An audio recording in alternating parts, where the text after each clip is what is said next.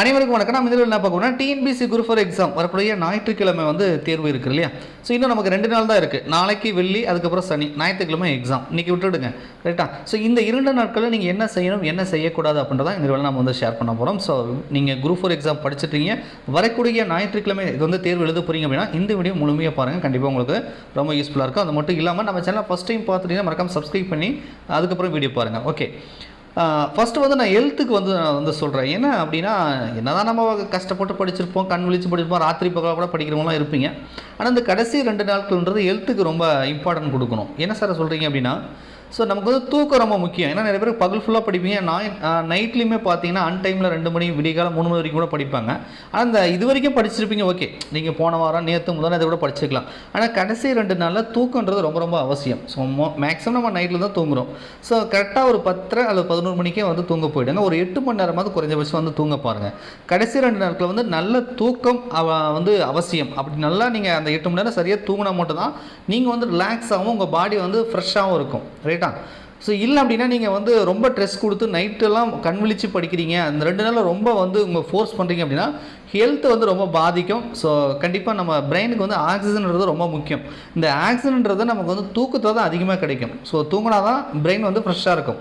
நீங்கள் கண் விழிச்சு 2 நாள், கடைசி 2 நாள் 3 நாள் படிக்கிறீங்க அப்படின்னா ஸோ எக்ஸாம் ஞாயிற்றுக்கிழமை போகும்போது ரொம்ப டயர்டாக இருப்பீங்க, ஒரு மாதிரி தூக்கமாக வரும், நீங்கள் படித்ததெல்லாம் மறந்து போன மாதிரி ஒரு உணர்வு இருக்கும், ரொம்ப ஒரு அன்கம்ஃபர்டபுளாக நீங்கள் ஃபீல் பண்ணுவீங்க. ஸோ அதனால் இந்த 2 நாளைக்கு வந்து தூக்கமும் சரியான சாப்பாடும் உங்கள் ஹெல்த்தையும் வந்து சரியாக பார்த்துக்கோங்க.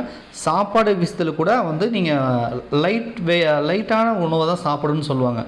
ரொம்ப ஹெவியான ஃபுட்டெல்லாம் சாப்பிடக்கூடாது. இப்போ சில பேருக்கு வந்து வயிற்றுக்கு ஒத்துக்காது இல்லையா? ஸோ அதனால் வந்து லைட்டான ஃபுட்டை சாப்பிடுங்க. காய்கறிகள், பழங்கள் இந்த மாதிரி வந்து கொஞ்சம் அதிகமாக, ஜூஸ் இந்த மாதிரி வந்து அதிகமாக வந்து சேர்த்துக்கோங்க.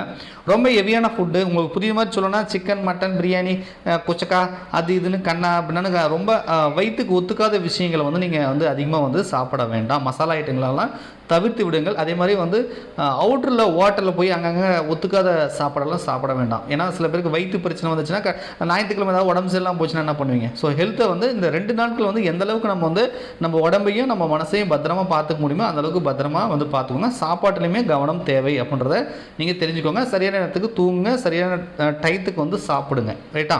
இது ஹெல்த்து சம்மந்தப்பட்ட விஷயம். நம்ம எந்தளவுக்கு ஹாப்பியாக இருக்கிறோமோ அந்தளவுக்கு நல்லது கடைசி டைமில். அதே மாதிரி பாசிட்டிவாக திங்க் பண்ணுங்கள். நம்ம படித்தது வருமோ வராதா, டஃப்பாக கேட்பாங்களா, இதா பாஸ் ஆகுமா ஆக மாட்டோமா அப்படி இப்படிலாம் நினைக்க வேண்டாம். கண்டிப்பாக ஈஸியாக கேட்பாங்க, நம்மளால் கேட்குற கேள்விக்கு அட்டன் பண்ண முடியும். கண்டிப்பாக இந்த தேர்வில் வந்து நம்மளால் பாஸ் பண்ண முடியும், நம்ம கிளியர் பண்ணிடுவோம், நம்ம வந்து தேர்ச்சி பெற்றுவோம், கவர்மெண்ட் வேலை வாங்கிடுவோம் அப்படின்ற ஒரு நம்பிக்கையோடையும் பாசிட்டிவாகவும் திங்க் பண்ணி படிங்க. அது என்ன நடக்குதுன்றது அப்பாற்பட்ட விஷயம். பட் ஆனால் வந்து எக்ஸாம் எழுத போகும்போது பாசிட்டிவாக வந்து நீங்கள் திங்க் பண்ணி படிங்க, ஓகேவா? ஓரளவு ஈஸியாக தான் கேட்பாங்க, பயப்பட வேண்டியதில்லை அப்படின்னு உங்கள் மனசை நீங்கள் தேர்த்திக்கோங்க. அடிக்கடி சொல்லுங்கள், நான் வெற்றி பெற்றுவோம்டா, உங்கள் பேரை சொல்லி ஜெயிச்சிரோடா, படிச்சிரோடா, பாஸ் பண்ணிடுவோடா அப்படின்னு அடிக்கடி கண்ணாடி பார்த்து உங்களுக்கு நீங்களே வந்து கான்ஃபிடென்ட்டை வந்து கொடுங்க, ரைட்டுங்களா? ஸோ அதுதான் வந்து நான் சரியாக இருக்கும். இன்னொன்று படிக்கிறதும் பார்த்தீங்க அப்படின்னா கடைசி 2 நாட்கள் எல்லாமே ரிவிஷன் பண்ண முடியாது. ஏற்கனவே ரிவிஷன் தான் பண்ணிட்டு இருந்திருப்பீங்க. இந்த 2 நாட்களில் வந்து பார்த்தீங்கன்னா ரொம்ப ஷார்ட்டாக ரொம்ப முக்கியமான விஷயங்களை மட்டும் வந்து ரிவைஸ் பண்ணுங்கள். யூனிட் 8க்கு இம்பார்ட்டன்ட் கொடுங்க. மேக்ஸ் எல்லாம் கொஞ்சம் அப்படியே ஃபார்முலா விஷயம், ஏதாவது ஷார்ட் நோட்ஸ் வச்சுருந்தீங்கன்னா அந்த ஃபார்முலா ரிவைஸ் பண்ணுறது, சில ஸ்டெப்பு வந்து பார்த்துக்கிறது, அந்த மாதிரி. அதே மாதிரி யூனிட் 8க்கு இம்பார்ட்டன்ட் கொடுங்க. 10th லாஸ்ட்டு அந்த ஒரு உலகப்போருக்கு கீழே ஒரு 5 லெசன் இருக்கும் இல்லையா, அது 10th பாலிட்டி ரொம்ப இம்பார்ட்டன்ட். ஸோ யூனிட் 8 இந்த மாதிரி வெயிட்டேஜ் அதிகமாக இருக்கக்கூடிய யூனிட்டுக்கெலாம் கடைசி டைமில் கொஞ்சம் வந்து ரிவைஸ் பண்ணிக்கோங்க, ரைட்டுங்களா? ஸோ அதே மாதிரி நண்பர்களோட டிஸ்கஷன் பண்ணுறீங்க அப்படின்னா என்ன டாபிக் வந்து டிஸ்கஷன் பண்ண போகிறீங்களோ அதை முன்கூட்டியே வந்து பிளான் பண்ணி சொல்லிவிட்டு அதை படிச்சுட்டு அதுக்கப்புறம் டிஸ்கஷன் பண்ணுங்கள். நீங்கள் ரிவைஸ் பண்ணாமல், இல்லை படிக்காமல், இல்லை சொல்லாமல் நீங்கள் பார்த்து டிஸ்கஷன் பண்ணீங்க அப்படின்னா ஒருவேளை உங்களுக்கு நிறைய கேள்விகள் வந்து தெரியலன்னு வச்சுக்கோங்களேன், உங்களுக்கு ஒரு தாழ்வு மனப்பான்மை வந்துடும். வேறு அவங்களுக்குலாம் அந்த கேள்வி இருக்குது, இதில் எங்கே இருக்குது, நம்ம என்ன நமக்கு தெரியாத கேள்வி நிறைய கேட்குறாங்களா, இதெல்லாம் இருந்துச்சா, நம்ம படித்து மேனா வந்து நமக்கு தெரியலையே அப்படின்ற ஒரு நெகட்டிவ் தாட் வரதுக்கு வாய்ப்பு இருக்குது. முடிஞ்ச அளவுக்கு வந்து லாஸ்ட் 2 days வந்து டிஸ்கஷன் பண்ணுறதை அவாய்ட் பண்ணுங்கள். புது கண்டென்ட் எதுவும் படிக்க வேண்டாம். ஏற்கனவே படித்ததை ரிவைஸ் பண்ணுங்கள். அதில் ஸ்ட்ராங்காக இருங்க. அதில் கேள்விகள் கேட்டாங்கன்னா அதில் கரெக்டாக நீங்கள் அட்டன் பண்ணுறதுக்கு பாருங்கள், ரைட்டா? ஸோ அந்த மாதிரி தான் பண்ணணும். தெரிஞ்ச பகுதிகளில் ஓகே டிஸ்கஷன் பண்ணலாம், தெரியாத பகுதிகளை வந்து டிஸ்கஷன் பண்ணுறதை அவாய்ட் பண்ணிக்கோங்க, ஏன்னா ரைட்டா? ஸோ அதே மாதிரி நான் வந்து படிக்கிறதும் அதை நான் சொன்ன மாதிரி தான் ஷார்ட்டாக படிங்க. முக்கியமான பகுதியில் மட்டும் கடைசி டைமில் ரிவைஸ் பண்ணுங்கள். ரொம்ப எல்லாத்துக்குமே மறந்து போன மாதிரி இருக்கும், ஒரு பயம் இருக்கும்.